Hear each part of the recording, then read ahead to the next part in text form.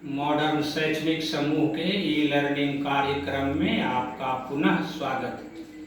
मैं मिथिलेश कुमार आपकी पाठ्यपुस्तक पाठ 11 शीर्षक रहीम के दोहे पाठ को लेकर आज दूसरी वीडियो में पुनः उपस्थित हुआ हूँ। कल तक हम लोगों ने रहीम के दोहे पाठ से 3 दोहे का अध्ययन कर लिया था। आज 2 दोहे का अध्ययन करेंगे। चौथा दोहा है, थोथे बादर क्वार के ज्यों रहीम घहरात।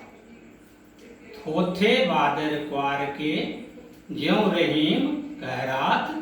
धनी पुरुष निर्धन भये करे पाछली बात। बच्चों, थोथे बादल कहते हैं निर्धन बादल को। जो बादल जल विहीन होता है, जलहीन होता है, उसे कहते हैं थोथे बादल। क्वार कहते हैं आश्विन महीने को। अभी 2 दिन के बाद क्वार महीना का प्रवेश होगा, आश्विन महीना का प्रवेश होगा। अभी वर्षा काल संयोग से चल भी रहा है। आपने भी देखा कि पिछले 2 महीने में अच्छी वर्षा हुई, नदियां जल प्लावित हो गई, नदी नाले उफान पर आ गए। ये सावन और भादो महीने के बादल का कमाल था।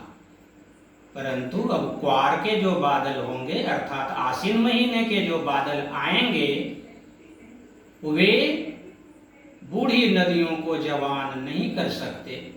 बूढ़ी नदियों को जवान कहने का अर्थ है कि अब नदियों को उफान पर आश्विन वाले बादल नहीं ला सकते। अब सिर्फ उनकी आवाज रह जाएगी, बोली रह जाएगी, गर्जना रह जाएगी, और वे सिर्फ घहराएंगे। कमाल तो सावन और भादो के बादल ने किया, परंतु बोली क्वार के बादल का भी रहेगा, करनी नहीं रहेगा। कहने का अर्थ है कि क्वार के बादल सिर्फ गरजेंगे, बरसेंगे नहीं, क्योंकि क्वार का महीना वर्षा की समाप्ति का महीना होता है।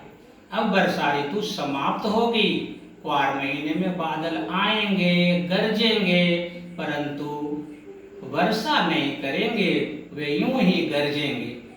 क्यों? क्योंकि वे अब निर्धन हो चुके हैं, जलहीन हो चुके हैं। अब क्वार के बादल में जल नहीं है, अब सिर्फ उनकी बोली है, करनी नहीं है। उसी तरह से कभी धनी पुरुष धनी थे, धन के आवेश में उन्होंने कुछ ऐसी आदतों को अपना लिया था, कुछ ऐसी बातों को अपना लिया था जो धन रहते उनकी आदत पूरी हो जाती थी। परंतु अब वे धनहीन हो गए हैं, श्रीहीन हो गए हैं। कैसे श्रीहीन हो गए? क्वार के बादल की तरह। अब सिर्फ उनकी पिछली बात रह गई है। पिछली बात बच्चे वही करते हैं, अर्थात अतीत की बात वे करते हैं जिनका वर्तमान कमजोर होता है। जिनका वर्तमान अच्छा होगा, सुनहरा होगा, वे पाछली बात नहीं करते। कोई बूढ़ा व्यक्ति अपने अतीत के जीवन की बातें करता है, कोई नौजवान अपने वर्तमान की बात करता है, क्योंकि नौजवान के पास ताकत है, शक्ति है। बूढ़े पाछली बात करते हैं, बीते 70 वर्षों की बात करेंगे। यदि 70 वर्ष उनकी उम्र हुई हो तो पाछली बात कौन करते हैं? जो धनहीन होते हैं, पुरुषार्थहीन होते हैं, जिनकी पौरुषी शक्ति समाप्त हो जाती है, जिनका वर्तमान अच्छा है, वे पाछली बात, अतीत की बात, भूत की बात नहीं करते। दूसरा है, धरती की सी रीत है,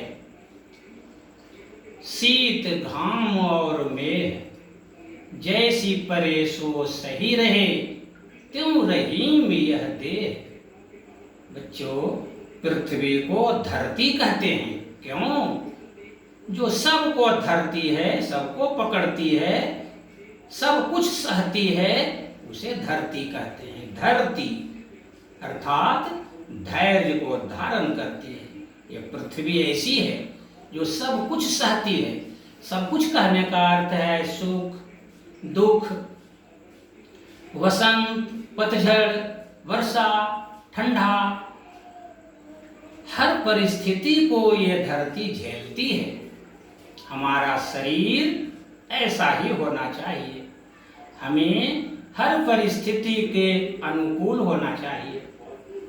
परिस्थितियों से घबराना नहीं है। जैसे पृथ्वी नहीं घबराती है, धरती सबको धारण करती है। जाड़ा आए, गर्मी, वर्षा, बसंत, पतझड़, हेमंत, शिशिर, सब कुछ धरती सहती है, धैर्य धारण करती है। धरती कहती है धैर्य धारण करो, चाहे जितना ही हो सिर पर भार। नभ कहता है फैलो, फैलो इतना, ढक लो तुम सारा संसार। सारा संसार को कौन ढक सकता है? जो परिस्थितियों से लड़ सकता है। परिस्थितियां मनुष्य की दासी है, न कि मनुष्य परिस्थिति का दास है। मनुष्य परिस्थिति का दास नहीं है, परिस्थितियां मनुष्य की दासी है। वीर की, वीरों की, साहसी की, पुरुषार्थ का, आत्मबल। धरती हमें ये सिखाती है कि तुम सब कुछ धारण करो। आप अपने शरीर को ही देख लो। जाड़े में आप सारा शरीर को ढकते हो, ऊन का कपड़ा पहनते हो, परंतु इसी शरीर में ये चेहरा भी है। परंतु चेहरे को हम कहाँ ढकते हैं?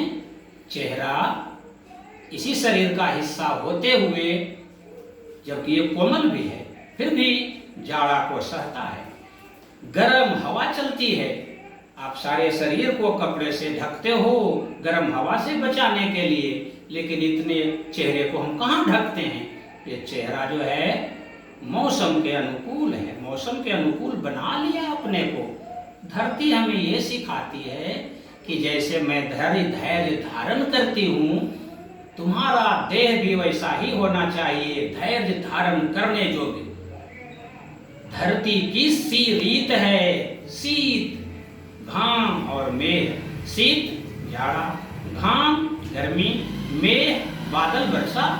हम सबको धारण करते हैं। जैसी परेश वो सही रहे, जैसी स्थिति आएगी उसको सहेंगे। त्यों रहीम यह देह। हमारी देह उसी तरह से होनी चाहिए, धरती जैसी होनी चाहिए। धन्यवाद।